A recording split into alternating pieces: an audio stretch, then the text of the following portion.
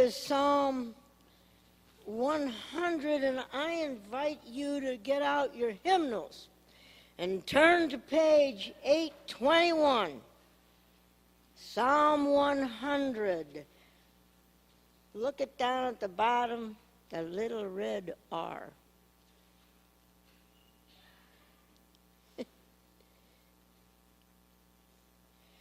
Make a joyful noise to the Lord, all the lands.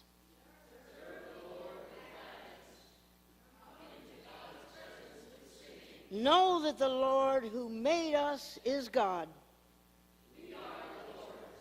We are the people of God, the sheep. Enter God's gates with thanksgiving and God's courts with praise. For the Lord is good. And hear what the Lord... Did I miss it? Hear what the Lord is saying to God's people.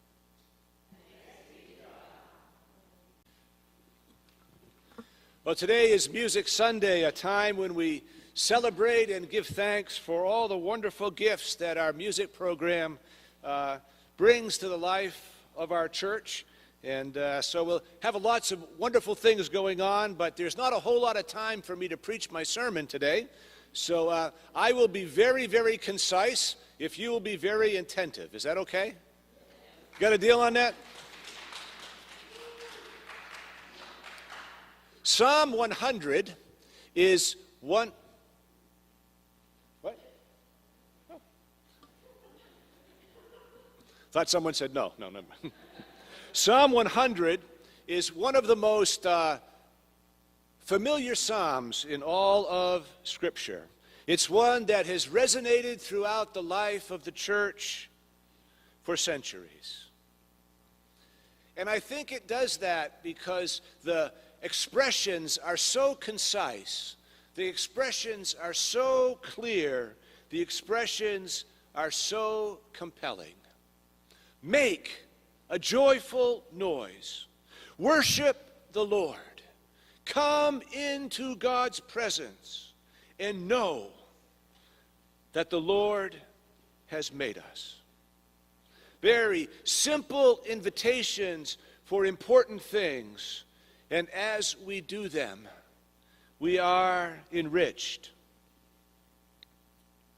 Make a joyful noise. You know, so much of the noise we hear lately is not very joyful. A simple romp through the news, through whatever media outlet you choose. And we hear things that trouble us, things that concern us. And it almost feels like we're even being manipulated to constantly live at a level of alarm, constantly insulting and being fearful and suspicious of one another. We hear these troubling words about our country. We hear the troubling words about our communities and even about our beloved United Methodist Church. So the commandment or the invitation to make a joyful noise is really never about the circumstances that we find ourselves in. The invitation to make a joyful noise is about the very character and the nature of God. We make a joyful noise because we trust that there is a greater power unfolding in our midst, even when the circumstances are challenging and difficult. Do you trust in that power?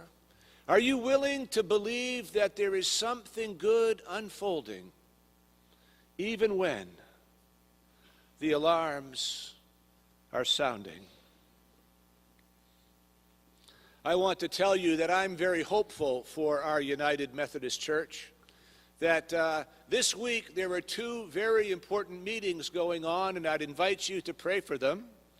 One is designed by United Methodists who identify themselves as queer people of color. And they embrace those terms, and they want to lead out of that perspective. They've met in Minneapolis, Minnesota, and I'm eager to hear the reports of what they said. And in the coming week, there'll be a gathering at the Church of the Resurrection in Kansas City, Missouri,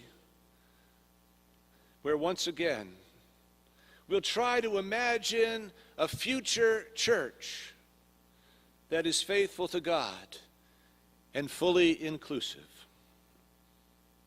No, today we make a joyful noise, not because the circumstances warrant it, but because we belong to a God whose goodness is always unfolding, even when we are distressed. Psalm 100 invites us to worship the Lord.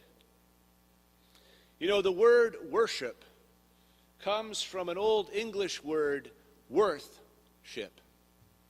That it is when we worship God that we find God's worth and God's value.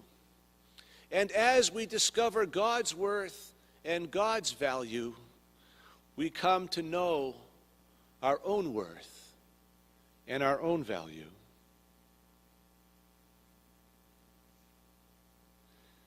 But the verse that says, know that the Lord has made us, that we are God's people, we are the sheep of God's pasture, is the most powerful and the most compelling. When the scripture says to know, it is to speak of a great intimacy. It speaks of a great connection. To know that the Lord has made us is to know that in the deepest part of who we are, that we are loved, that we are valued, and that we are challenged to be faithful. The great biblical scholar Walter Brueggemann sums up this psalm quite beautifully with these words. Obviously, our world is at the edge of insanity, and we along with it. Greed is celebrated as economic advance. Violence is confused with power and strength.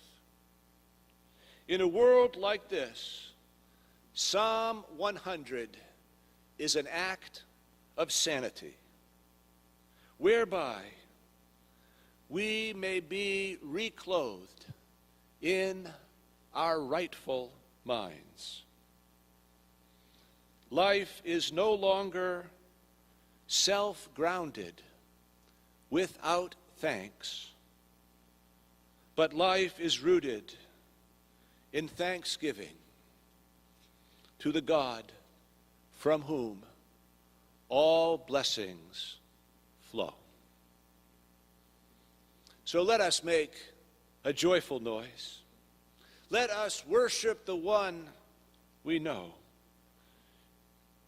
And let us know that God has made us. We are God's people, the sheep of God's pasture. A bold act of sanity on this day. Amen.